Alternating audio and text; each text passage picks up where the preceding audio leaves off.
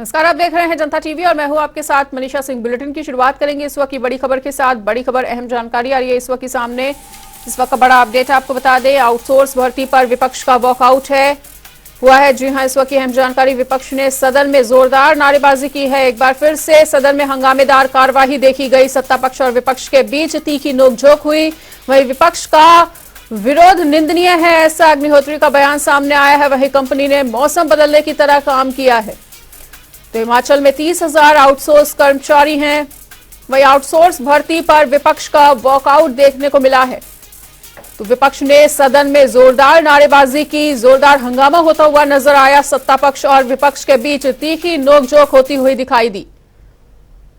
तो कोविड में आपको बताना चाहेंगे कि काम रोको प्रस्ताव पर भी चर्चा हुई। विपक्ष ने नियम 67 के तहत चर्चा की मांग की है। चुनाव में 5 लाख रोजगार देने की भी बात हुई। कर्मियों का सरकार ने रोजगार भी छीन लिया, ऐसा बयान आया है। वहीं पूर्व सरकार ने कॉर्पोरेशन बनाने का प्रयास किया। हरियाणा के तर्ज पर काम करना चाह रही है बीजेपी। आज जो नियम 67 के अंतर्गत हमने भारतीय जनता पार्टी के हमारे माननीय 9 सदस्यों ने काम रोको प्रस्ताव लाया था और उसकी वजह ये थी कि हिमाचल प्रदेश में कांग्रेस पार्टी ने वादा किया था 5 लाख बेरोजगारों को रोजगार देंगे, नौकरी देंगे। इस बजट में कहीं भी नौकरी देने का उस प्रकार से जिक्र नहीं है।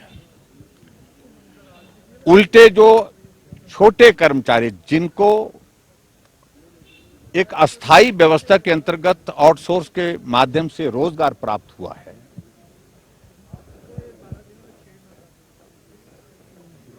उनको निकालने की प्रक्रिया शुरू कर दी। हजारों की संख्या में हिमाचल प्रदेश में आउटसोर्स में लगे कर्मचारी अलग अलग विभागों में, चाहे वो जल शक्ति विभाग है, चाहे वो हेल्थ है, और हेल्थ में तो यहां तक के जब पूरे देश भर में, पूरे प्रदेश में कोविड के मामले बढ़ रहे हैं, उसके बावजूद भी आउटसोर्स में जो कर्मचारी अपनी सेवाएं दे रहे हैं उनको हटाए जा रहे हैं।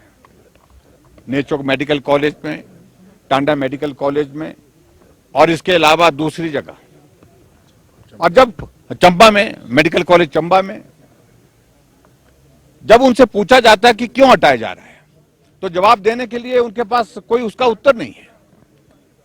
और उसकी वजह यह है कि कांग्रेस सरकार यही प्रयत्न कर रही है कि जहां भी भारतीय जनता पार्टी की सरकार के दौरान किसी को अगर दिहाड़ी पर भी लगाया है, छोटा सा भी रोजगार मिला है, छोटा सा भी काम उसका हुआ है, उससे उसको वंचित कैसे कर सके, उस तरह से प्रयत्न कर रहे हैं।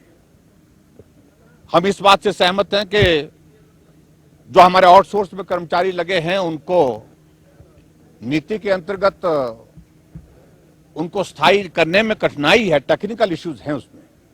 लेकिन हमारी सरकार ने कमेटी बनाई थी और कमेटी बना करके यह तय किया था कि हिमाचल प्रदेश में जितने भी आउटसोर्स में कर्मचारी लगे हैं उनके लिए हम कॉर्पोरेशन बनाएंगे हरियाणा की तर्ज पर।